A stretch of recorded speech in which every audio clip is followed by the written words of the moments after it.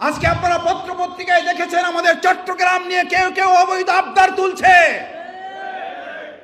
আমাদের আশেপাশের জায়গাগুলো নিয়ে কেউ কেউ অবৈধ আবদার তুলছে।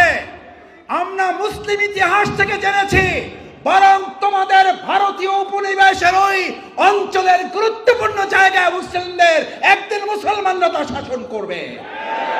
তোমরা সেটার জন্য প্রস্তুতি গ্রহণ করো। আমাদের চট্টগ্রাম নিলে তোমাদের সুবিধা না অসুবিধায় আলোচনা পরে, আগে আলোচনায় আসতে হবে এই ভারতবর্ষ এক সময় মুসলিমরা শাসন করেছে, আবার মুসলিমরাই শাসন করবে ইনশাআল্লাহ। আমাদের ফিলিস্তিনকে দাবিয়ে রাখা যায় নাই, যাবে না। আমাদের কাশ্মীরকে দাবিয়ে রাখা হয়েছে, যায় নাই। আমাদের পার্শ্ববর্তী সেভেন সিস্টারকে দাবিয়ে রাখা হয়েছে, আমাদেরকে দাবিয়ে রাখা যাবে না। আধিপত্যবাদ আমরা 2024 সালে 5ই আগস্ট মোকাবেলা করেছি।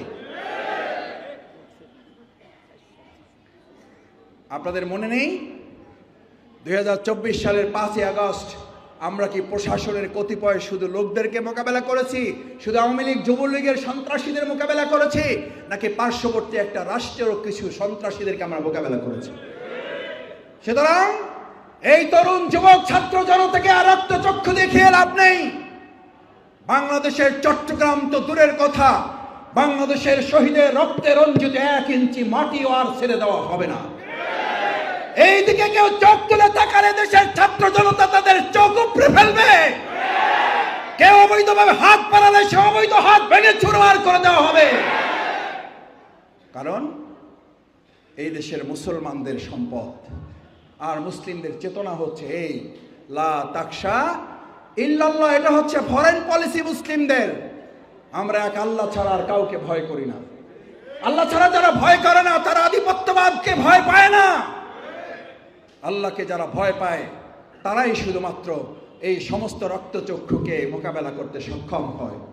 সেজন্য সম্মানিত ভাই এবং বন্ধুগণ, আমাদের প্রিয় মাতৃভূমি বাংলাদেশকে আমাদের সন্তানেরা যে দায়িত্ব আমাদের উপর অর্পণ করে গেছে, এই সুন্দর নতুন একটা স্বাধীনতার সূর্য তারা আমাদের হাতে তুলে দিয়ে গেছে।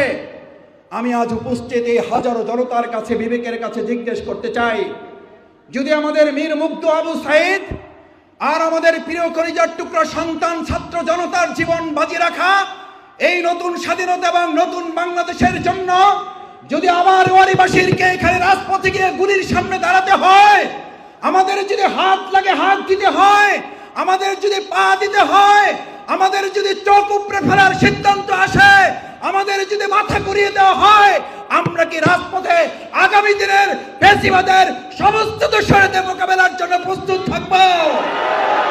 সবাই রাজি আছেন ইনশাআল্লাহ? সম্মানিত ভাই এবং